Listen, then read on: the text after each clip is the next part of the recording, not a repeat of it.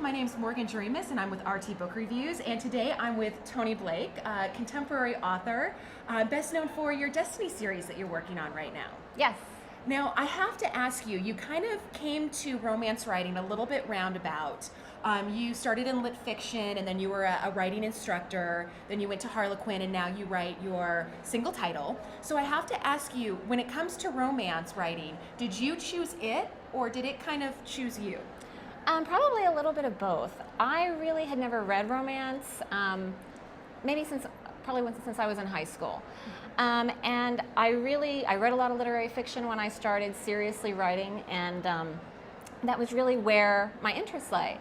But it's really hard to break into literary fiction, and I was making some inroads, but I reached a point where I realized I really didn't have anything to say. I didn't know who my audience was. I didn't know what my message was. Nothing to say. You're a storyteller. I know, but I kind of feel like, your body of work sends some message, and I did not know what my message was.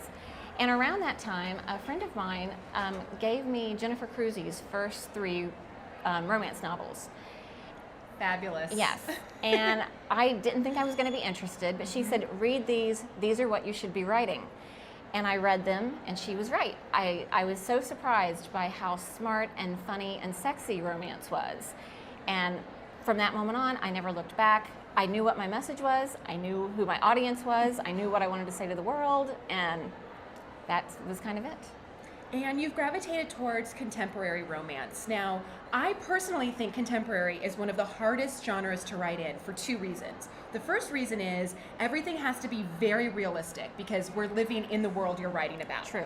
And the second reason is you don't have explosions for conflict, you don't have murders happening. That's true. You have to focus, you've got your main characters and it's their relationship, and there's no real outside forces except putting those 2 together and having them fall in love. Not an easy thing to do. That's very true. And I should say I dabbled in historical romance for a while.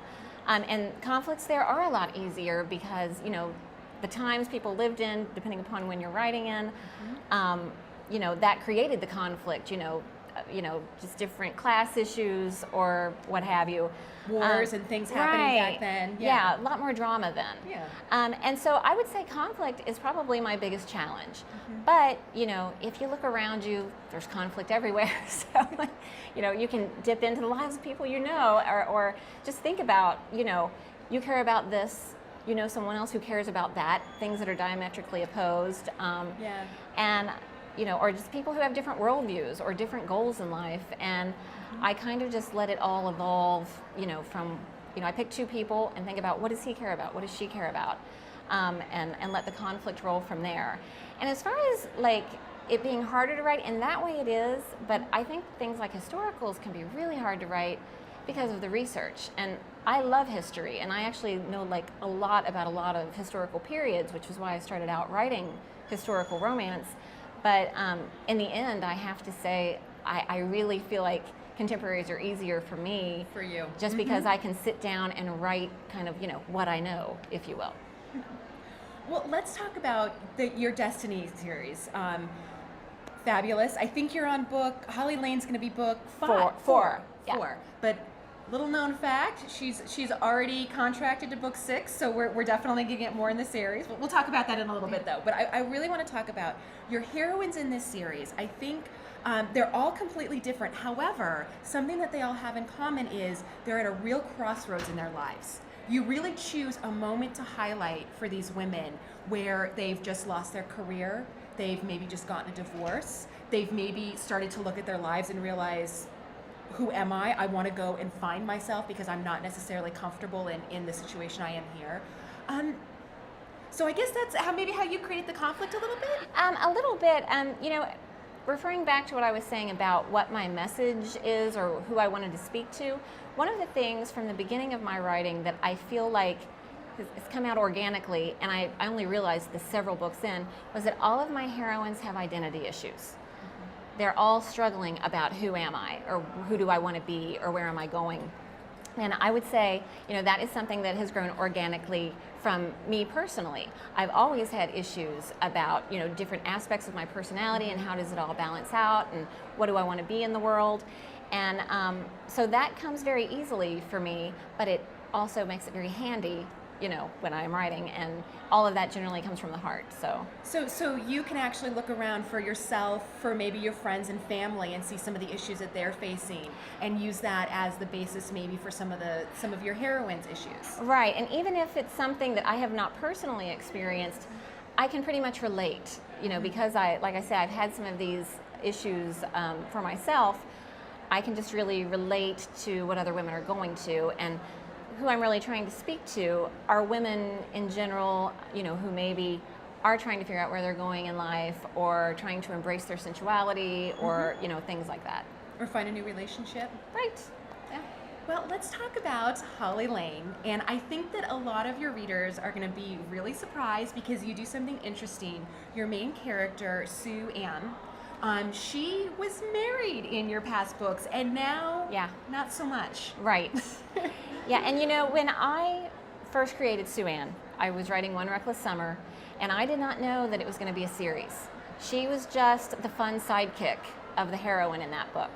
And I really enjoyed Sue Ann. She kind of took on a personality of her own without my even trying, and that persisted into the future books. And I realized at some point I really wanted her to have her own story. She was just such a part of this group of women, and then it occurred to me, how I could give her that story, and that it really turned out to be, for me personally, like one of the more emotional and wrenching heroine stories that I wrote, because readers will find out, or will be finding out, that she's gone through a painful divorce, and that it's divorce is painful, and what happens between her and her husband is devastating and heartbreaking to her. And when the story begins, she's still very much at the beginning of trying to come back from that. Absolutely. But we do have a wonderful hero who shows up. They actually get stranded in a cabin. We've got very close quarters. Adam. Yes. And her and Adam definitely have a history. Yes. Yeah. And they've been friends their whole lives. Adam is actually her ex-husband's best friend, which complicates things. And I don't want to give away too much about the book, but readers will find out that actually their first kiss was, the first kiss of each of them was between Adam and Sue Ann, and that it was something that they kind of forgot about after it happened. They were in the 7th grade, and it was just a moment, and but as they begin to get back together, they remember, they're thinking back in time to that maybe that there were things back, their whole lives that meant more than they realized, and they realize how comfortable they feel with each other because they've known each other their whole lives.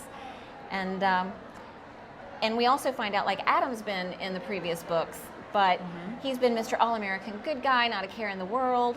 But we find out that he does have, some demons and some darkness of his own that he just kind of keeps very well hidden. Absolutely. Well, I promised a little earlier that we would talk. You've got 6 books contracted, and hopefully many more to come. Is there any bit of details you want to give about maybe in the future after Holly Lane? Maybe what are we going to be seeing just a little bit? Well, I know readers have been really waiting for Amy's book. Yes. And I can tell you that Amy will have her book in book 5. It already has a title. It's going to be called Willow Springs. And, I'll just go ahead and say, yes, it's Logan. Everybody knows it's Logan.